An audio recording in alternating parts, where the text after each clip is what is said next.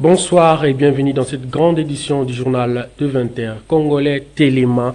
Telle est la campagne lancée par le gouvernement congolais visant à mobiliser le peuple congolais contre l'agression rwandaise qui dure depuis 30 ans. Ainsi, dans le cadre de l'effort de guerre, le gouvernement a apporté sa contribution et les premiers chèques réunis est d'1,200,300,000 francs congolais qui sera versé au compte nouvellement créé par le ministre des Finances. Suivez la chef du gouvernement.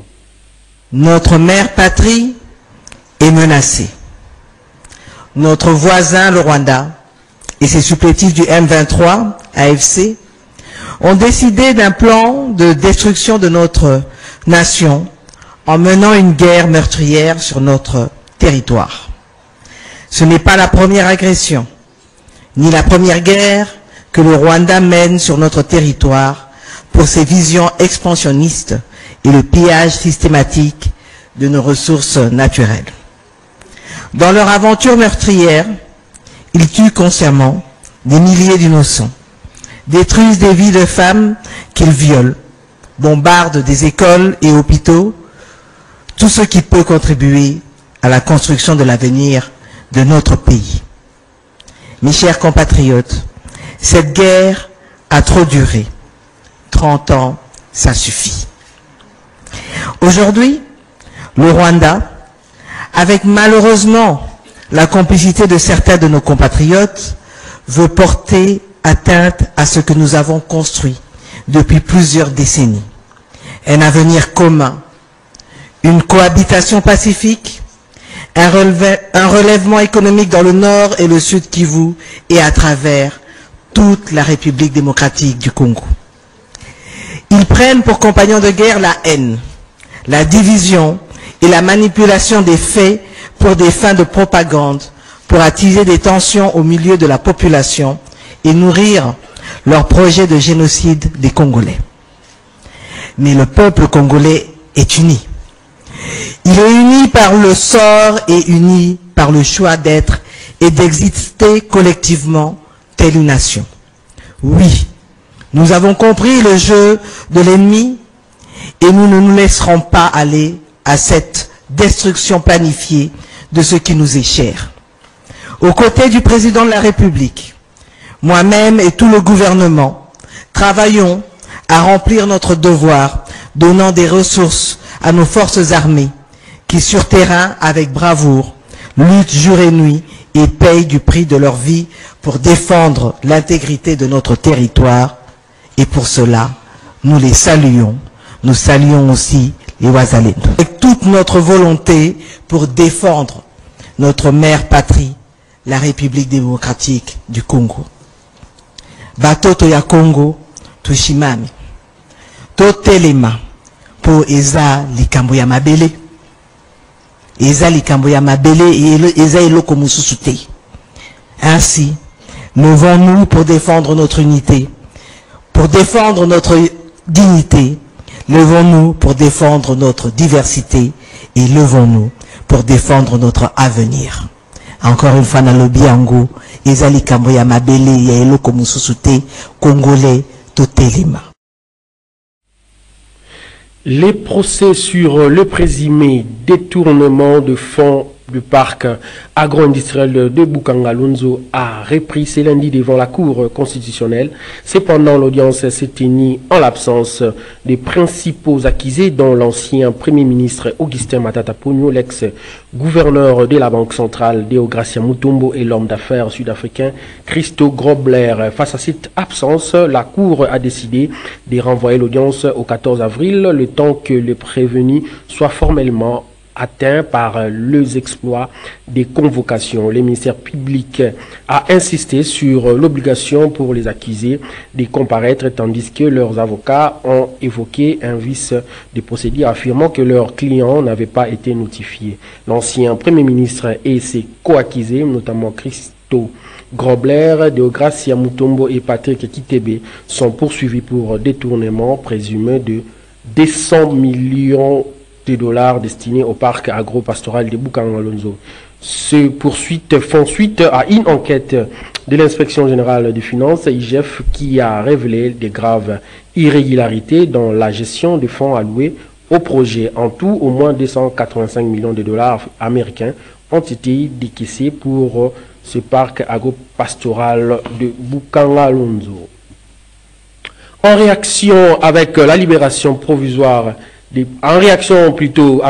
libération des prisonniers politiques, notamment Jean-Marc Kabound, Mike Mukeba et Seth Kikouni, si pour certains cette décision favorise la réconciliation nationale et d'être bénéficiaires de la grâce présidentielle. Ils sont au micro de Junior Bolafa. Nous commençons d'abord par saluer la volonté du président de la République. Vous savez, aujourd'hui, la politique fonctionne avec des engagements. Et le président de la République a pris l'engagement, n'est-ce pas, selon lequel de mettre tout le monde autour d'une table pour parler. Et cela passe notamment par cet aspect d'union nationale. Parce que lorsque l'on prône l'union nationale, cela doit passer essentiellement, je dirais, c'est une condition sine qua non de passer par la réconciliation nationale. Et je pense que cet élan que le président a pris, n'est-ce pas, pour prôner la réconciliation nationale, nous saluons cela et nous estimons que ça produirait effectivement des fruits idoines. Et nous sommes dans ce processus, dans cette dynamique dont le magistrat suprême accordait cette grâce présidentielle à nos compatriotes ici, parce que nous sommes dans un contexte particulier et ce contexte nous oblige d'être ensemble afin que nous puissions galvaniser nos énergies derrière le commandant suprême des armées pour vaincre l'ennemi. Et c'est dans ce contexte-là que nos compatriotes ont recouvré leur liberté conditionnelle, ça il faut le dire tel que ça y est, afin que chacun ait son sens de patriotisme, de comprendre que quand la nation est en danger, alors nous devons transcender nos clivages politiques, mettre nos égos de côté et puis nous atteler sur l'intérêt supérieur de la nation. Premièrement, je vous rassure que le président Jean-Marc Kabound n'est pas sorti de la prison sur base de l'ordonnance portant mesures de grâce présidentielle. Le président Jean-Marc Kabound est sorti parce que son arrêt a été révisé par la procédure de la révision par la Cour de cassation. Alors, cela est coïncidé avec l'ordonnance du président de la République portant mesures présidentielles, disons mesures de grâce présidentielle, ayant fait état à la libération de certains prisonniers politiques de son régime. Alors, lorsque le président Jean-Marc Kabound a retrouvé sa liberté, parce que la liberté c'est un principe et l'arrestation c'est une exception. Alors le président Jean-Marc Kabound était d'abord content de retrouver ses proches, sa famille, sa femme, ses enfants, et en même temps il a un sentiment d'amertume. Pourquoi? Parce qu'il avait consacré sa jeunesse pour lutter contre les arrestations arbitraires, contre les antivaleurs, la corruption, les détournements des deniers publics, contre l'insécurité à l'est de notre pays. Mais on a constaté, après avoir que l'UDPS accédé au pouvoir, ce que l'UDPS a combattu à l'époque avec le président Tshisekedi, c'est ce qui fait que, disons, c'est ce qui est répété par le régime de Tshisekedi. Le samedi 1er mars 2025, l'AFC M23 a remis au RDF Rwanda Défense Force un groupe de combattants de FDLR au poste frontalière de Grande Barrière dans les districts de Rubavu. Pour l'acteur politique Maître Achille Kapanga parle d'une nouvelle stratégie envisagée par les Rwandais dans le but de justifier leur présence sur le sol congolais. Suivez-les au micro de notre correspondant Joël Kamabou. Suivi, on a vu les images qui circulent sur différentes chaînes, dans des réseaux sociaux, comme quoi on a de capturer les FDLR et les faire retourner chez eux au Rwanda. Nous disons, c'est bon, mais quand même le théâtre a aussi certaines limites. Les FDLR en RDC depuis plus de 30 ans. Est-ce que c'est un jeune de 15, 20 ans 28 ans, et qui est maintenant aujourd'hui FDLR. Et les gens là qu'ils ont montré, après les tenues neuves des FARDC, ce sont les tenues qu'on a récupérées dans des dépôts. Quand ils ont pillé, ils ont fait leur histoire à Goma. Nous pensons que notre gouvernement doit travailler sur pareille situation. Et le plus tôt possible. Pourquoi? Puisque Kagame veut maintenant commencer à justifier sa présence en RDC par rapport à ces images-là. Et comme la communauté internationale a souvent été naïve, on risque d'avoir des redonner crédit à Kagame pour dire non, voilà, il a raison, voilà ce qu'il est en train de faire en RDC. Donc, à nous de communiquer, nous devons faire des actions concrètes pour montrer que cette fois-ci, on ne peut plus de ce théâtre-là. Et le peuple de Goma, de partout, qui nous suivent à l'instant, nous pensons qu'il est grand temps pour eux de voir que les théâtres qui se montent à Goma, c'est un danger pour la République. Il ne faut pas que les gens soient derrière de telles fantaisies. C'est mon appel que je lance à tous les Congolais, attaqués patriotes. Je dis que non, nous devons éviter d'être dans le jeu de l'ennemi. Cette attitude-là, ces jeux-là, ce théâtre que Kagame est en train de monter, sont dangereux pour notre République. Donc soyons prudents, soyons vigilants. Et surtout, notre diplomatie doit être en marche pour étouffer vite ce théâtre que Kagame veut commencer. Le président de la fédération du MLC Mohamba II a tenu le week-end une grande réunion dans le cadre de la rentrée politique. Les membres de sa fédération ont été notamment appelés au patriotisme face à l'agression rwandaise à l'est de la République démocratique du Congo. Le point avec Georges Libenge.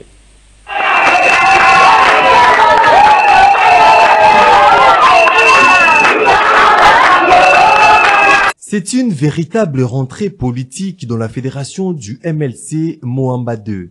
Son président Do Mombenga, qui a réuni le membre de cette fédération pour la circonstance, a dans son adresse évoqué plusieurs questions de l'heure en ligne des mires. La situation sécuritaire à l'est de la République démocratique du Congo, particulièrement dans les provinces du Nord et Sud Kivu, avec l'agression rwandaise.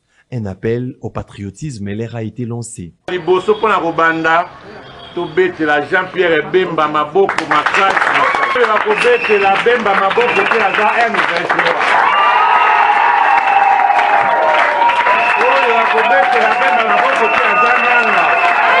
national Nabiso Jean-Pierre Bemba. Au début de la réunion, au moins acte on a signé maman Geneviève. C'est-à-dire quoi? Namoni Azali, la meilleure. Bongo, président de la République, a bengi Assemblée nationale, Parlement, gouvernement, père bandit discours beauté état de la nation. Alors je félicite le brave, là je suis Karawana. Adjectif qualificatif Wana. Alors le brave VPM Jean-Pierre Bemba. Avec conscience naïe.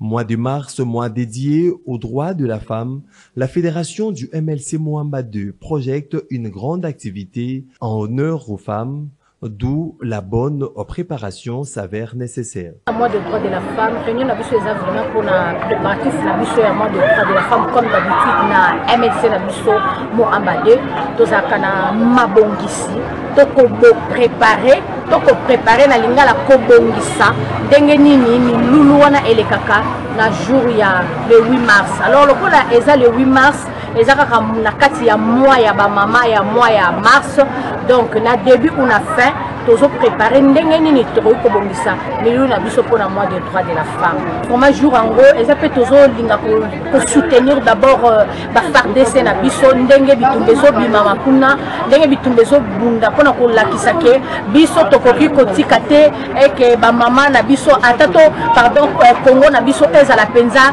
ya kokabwana to atamboka moko ekene kokende pona eza ba Rwanda non. La machine tourne du côté de la fédération du MLC Mohamba II. Les activités qu'entreprend le président Do Mombenga sont plus que saluées. De la rentrée politique au sein de la fédération Mohamba II. Cette rentrée politique est marquée par deux points saillants. D'abord, de la situation que prévoit l'Est de notre pays. Le président fédéral était censé d'abord brosser succinctement à ce qui concerne la situation que prévoit notre pays dans l'Est de la République démocratique du Congo. Et voir aussi le préparatif de la journée internationale de la femme qu'organise la fédération Mohamba. Le mois de la femme, c'est un mois où nous devons honorer nos mamans, Alors le président fédéral n'a pas baissé les bras, il s'est dit c'est important que nous puissions unir toutes les femmes de la fédération Moambadé à leur moi qu'il a conscient, afin que la femme puisse se sentir émancipée, la femme puisse se sentir qu'elle est utile dans la société.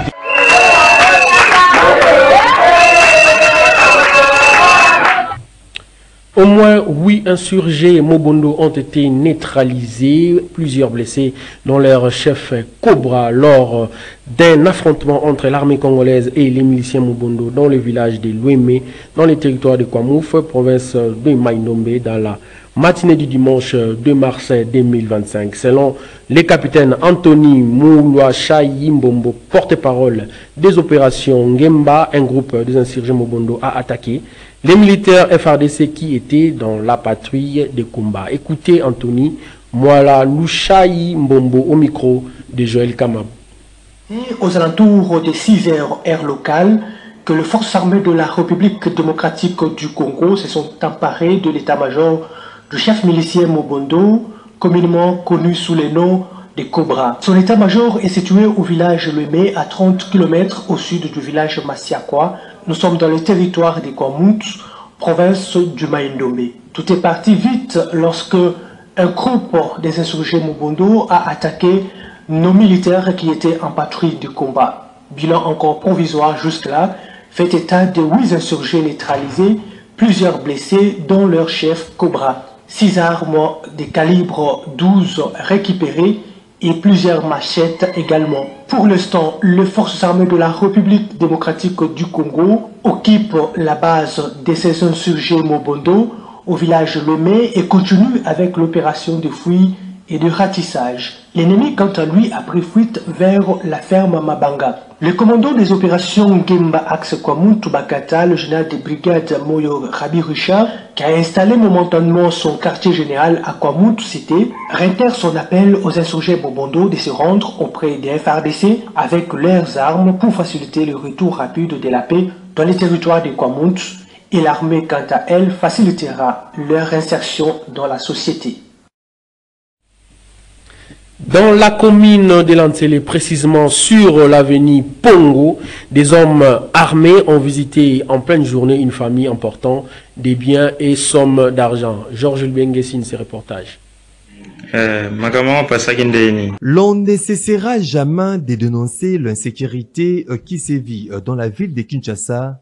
Téné, dans la commune d'Nsele, une famille a été visitée par des hommes armés en pleine journée sur l'avenue Pongo. Ces inciviques munis d'armes ont saccagé la maison, terrorisé les occupants, emportant de biens de valeur ainsi que de l'argent.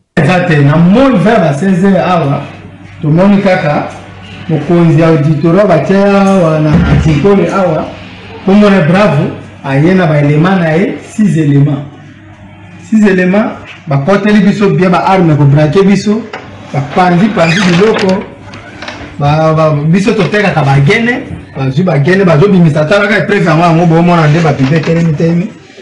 Moi on bouger exacte ba lingi mota kota te mota bouger te ba koti na chambre. Si bazui ba bimisa gene ba pandi ba valise ya mosa zeni. Mbongo totekaka bakumi mbongo ebele bazwi mbongo na moya koti jeep na ba moto gishiti bazobimisa biloko preuve ka yango nde bomoni ezambala liboso asala te asala ka mettre fois troisième fois ngoi mbongo bungia wa ebele pour preuve tolandisi ti akumbi de bido ayoko zone sa de bido ya masangeza awa nde yango bozomona mama azemi yango yoyo. Le cri de détresse devra interpeller les autorités afin de mettre fin à l'insécurité qui bat son plein dans ces coins de la capitale. Ce journal est terminé. Merci de l'avoir suivi.